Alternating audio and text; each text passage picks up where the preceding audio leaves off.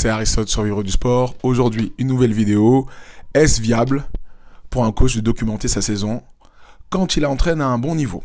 Alors, j'ai bien précisé quand il entraîne à un bon niveau. Parce que quand on est sur ce métier de coach, d'entraîneur, surtout dans les sports collectifs ou même les sports individuels, on se crée aussi une image publique, même si c'est dans la sphère locale, régionale ou nationale. Et qu'à un moment donné, documenter sa saison, ça peut être certes naturel aujourd'hui. On peut se dire, bon, bah, tout le monde filme, partage, analyse, publie, ça, il n'y a pas de souci. Mais en fait, quand on entraîne sur des niveaux un peu plus relevés, sur les niveaux régionaux, nationaux, la question, elle devient plus délicate. Parce qu'on rentre dans le sport et dans la compète, mais où les enjeux changent aussi. Maintenant, il y a les résultats. Bah ouais. Si tu perds un match, si tu gagnes un match, le mood, il n'est pas pareil. Ton club, le mood, il sera pas pareil. Tes joueurs, ton environnement ne sera pas pareil. Et aussi la catégorie avec laquelle tu arrives à travailler, si c'est avec des seniors, si c'est avec des jeunes, et c'est aussi lié aussi à la personnalité du coach. Et quand on dit que les enjeux changent, on parle des résultats, on parle de la pression du classement, la session du groupe, le regard des dirigeants, et parfois celui du public et des supporters. Et donc en fait, quand on parle de s'exposer publiquement en tant que coach, c'est pas neutre. Je vous ai dit dans une autre vidéo, notre métier, il est particulier. Parce qu'il y a beaucoup de gens qui sont là devant leur télé, ouais, le coach il est nul, ah, machin. Et gros, les gens, ils sont pas sur le terrain. C'est pas eux qui se prennent la tête pour savoir quels éléments, quels détails vont faire en sorte de faire performer l'équipe. Surtout dans des niveaux où tous les détails comptent. Et en fait, finalement, l'exposition attire le jugement. Est-ce que du coup, en tant que coach, vous êtes prêt à être jugé? Vous êtes prêt à être jugé par des personnes extérieures. De toute façon, les gens vous jugeront dans tous les cas. Donc, si vous voulez faire vos vidéos ou les choses qui vous permettent de documenter votre saison, faites-le. Mais aussi, c'est d'être stable aussi et à l'aise avec soi-même là-dessus. Parce que chaque choix peut être commenté, que ce soit dans la composition d'équipe, la stratégie, la gestion des joueurs. Ah, moi, j'aurais fait comme ci, j'aurais fait comme ça. Si vous êtes prêt à l'accepter, bah, filmez votre saison. N'hésitez pas. Si vous n'êtes pas prêt à l'accepter, restez en sous-marin. Et laissez votre compétence faire le boulot. Parce que pourquoi je parle de cet élément de filmer et documenter la saison? Dans une autre vidéo, je vous ai dit, la présence en ligne dans notre métier, elle est quand même importante. On ne veut pas que dépendre de ça, on ne veut pas passer pour un clown non plus. Mais ce qu'on veut faire, en revanche, c'est à un moment donné capitaliser et agrandir notre champ de compétences au-delà juste des résultats qu'on va avoir le week-end. Donc ça compte aussi l'image qu'on a de soi et ce qu'on souhaite dégager aussi. Les premières années où j'ai coaché au basketball en Ile-de-France, je ne pouvais pas. Et à aucun moment donné, je me suis dit, je vais me filmer. Parce qu'en fait, du coup, tu dois construire ta crédibilité. Alors déjà que j'ai commencé avec des saisons qui étaient galères, mais je me disais, mais attends, mais demain, quand je voyais les gars comme Seydou, etc., que vous voyez notamment sur Insta, un gros coach qui a un vécu pro, etc., je me suis dit, mais attends, mais moi, jamais je me filme. J'étais pas suffisamment à l'aise avec moi-même. Par contre, je filmais mes matchs, ça, on en parlera dans une autre vidéo. Mais filmer, tout documenter, ce que tu dis, ça va beaucoup plus loin. Et donc, en fait, finalement, quand la saison est bonne et que les résultats paraissent intéressants, forcément, dans votre tête, vous êtes toujours... Chaque coach, alors, va se dire peut-être, putain, on aurait dû filmer cette année.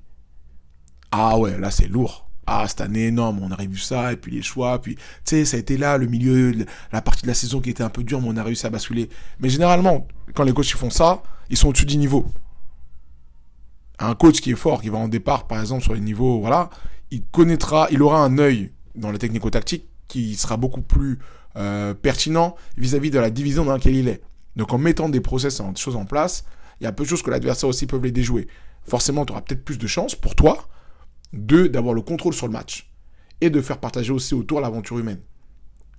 Mais quand tu as des niveaux beaucoup plus high, et c'est justement, je crois que c'était le gars de Picari qui l'avait dit dans une interview où il devait prendre des U16 R1, et puis après, il y a des gonzes qui lui parlaient, ouais, mais finalement, le club, il te demande ça, ah, finalement, le petit, tu peux pas montrer toutes les images, et du coup, c'est plus le même game. Et du coup, c'est plus le même game, tu rentres dans un autre élément de vivre la passion autour du sport ou du football d'une autre façon, en divertissant, en partageant des aventures humaines, etc. Mais quand tu es au niveau régionaux ou nationaux, c'est plus le même game, c'est beaucoup plus compliqué. C'est beaucoup plus compliqué de tout documenter ou de tout partager. Parce qu'en fait, il y a des choses un peu, parfois en sous-marin, que les clubs ne veulent pas forcément montrer, ou que toi, tu n'es pas forcément à l'aise de montrer par rapport à tes outils technico-tactiques.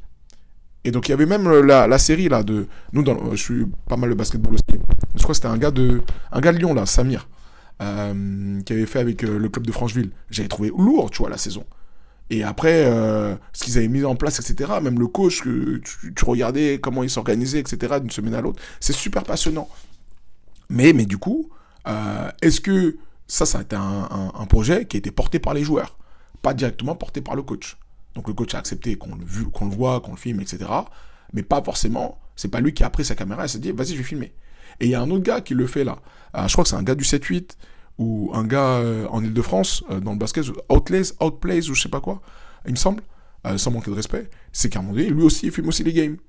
Et du coup, il est à l'aise avec son image de dire, ouais, moi je partageais ma passion autour du basketball. Et en fait, du coup, tout ça pour vous dire que ça compte et c'est chaud. Et c'est une prise de risque aussi pour les entraîneurs. L'autre prise de risque, du coup, c'est la perte de concentration.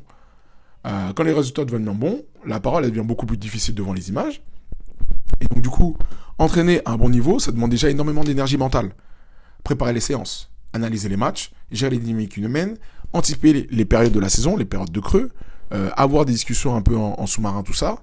Et en fait, si documenter devient une préoccupation permanente, filmer, monter, publier, cela va détourner l'attention de l'équipe sur la saison. Et en fait, finalement, c'est pour ça que je dis que c'est des choix de carrière de filmer et de documenter sa saison. Et le truc de Versailles qu'ils ont fait là dernièrement là, sur le filmer leur club, etc., mais c'est aussi pareil, porté par les dirigeants, après filmer un peu l'entraîneur, mais c'est pas l'entraîneur qui va prendre sa caméra direct. C'est un projet de club. L'impact, il est beaucoup plus gros.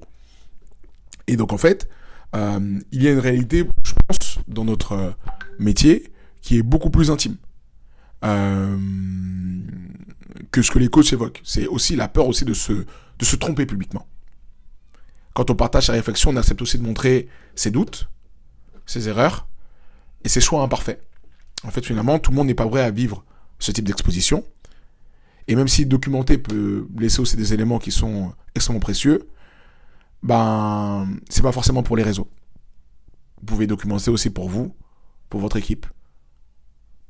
Et c'est peut-être ce qui est le plus beau, parce que ça laissera peut-être une trace dans la saison, qui permettra de regarder ce qui a réellement fonctionné ou non, d'analyser les moments qui ont fait la bascule, de me préparer potentiellement les saisons suivantes, parce que vous aurez des traces et vous aurez des éléments pour vous. Alors oui, vous allez me dire, mais personne ne fait ça. Pourquoi pas ? Pourquoi tu pourrais pas filmer tes interventions sur les temps morts ? Pourquoi tu pourrais pas filmer tes interventions sur la mi-temps ? Pourquoi tu pourrais pas filmer tes interventions sur les veilles de match ? C'est peut-être ces éléments-là où tu vas peut-être te regarder et te dire, j'aurais peut-être dû dire ça, les choses comme ci, comme ça, et au fur et à mesure du temps, progresser. Finalement, c'est du build in public ou build in private. Et pour conclure notre vidéo, c'est à un bon niveau. Quand je dis bon niveau, c'est régional, national. Le rôle du coach, il reste simple, c'est faire progresser une équipe. Ne sortez pas de ça si vous n'êtes pas à l'aise. Et donc en fait, et parfois, ça demande aussi de rester dans l'ombre. Jusqu'à quand ? Et pourquoi ? Ça, c'est à vous de le voir.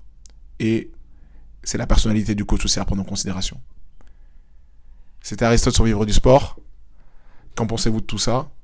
À très vite pour une prochaine vidéo. N'hésitez pas à partager, liker, vous abonner. Salut!